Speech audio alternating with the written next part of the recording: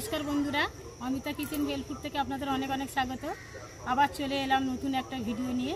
তো আজকে বানাবো সাবুর পায়েস। তো কিভাবে বানাবো আপনারা প্রথম থেকে শেষ পর্যন্ত ভিডিওটা দেখতে থাকুন।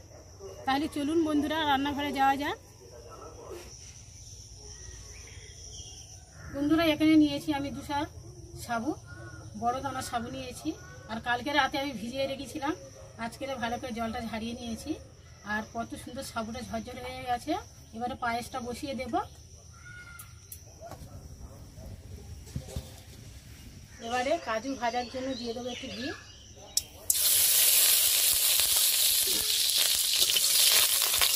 এবারে দিয়ে দেব কাজু।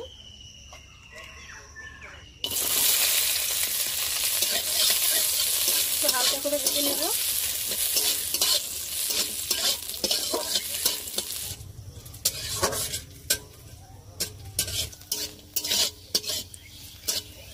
কাজুটা হালকা করে ভেজে নিয়েছি, এবার তুলে নেব।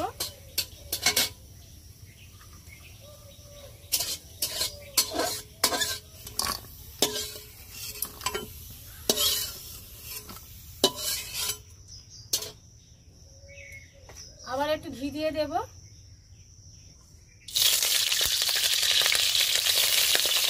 এবারে আমি দিয়ে দেব সাবু।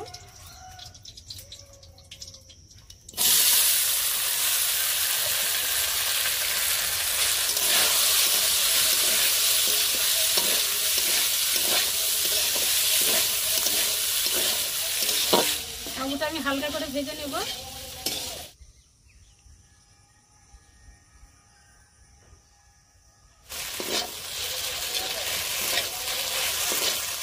সাবুটাও হালকা করে ভেজে নিয়েছি। এবারে দিয়ে দেব দুধ।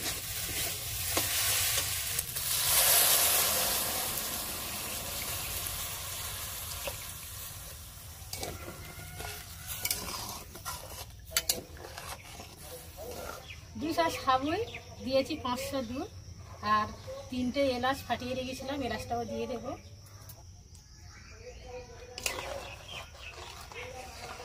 এবারে দিয়ে দেবো তেজপাতা। এবারে দিয়ে দেবো 400 চিনি।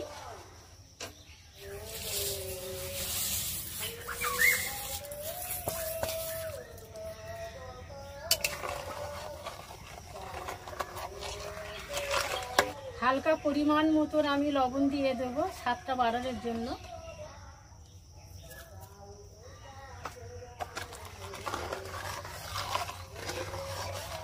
এবারে ভালো করে ফুটিয়ে নেব পায়েসটা।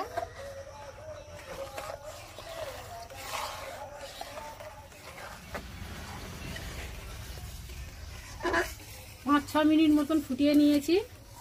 ভেজে রাখা কাজু আর কিশমিশটা দিয়ে দেব।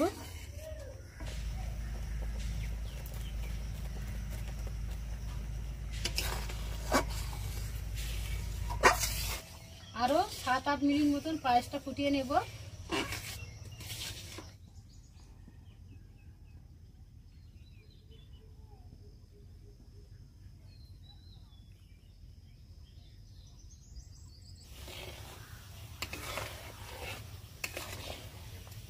সাবুর পায়েসটা হয়ে গেছে, এবারে পায়েসটা লাগিয়ে নেব।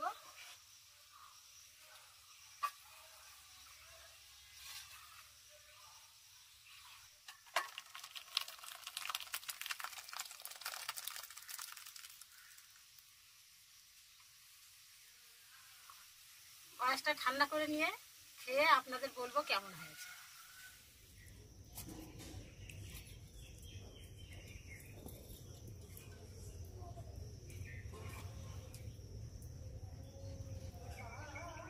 এবারে বন্ধুরা খেয়ে দেখবো কেমন হয়েছে।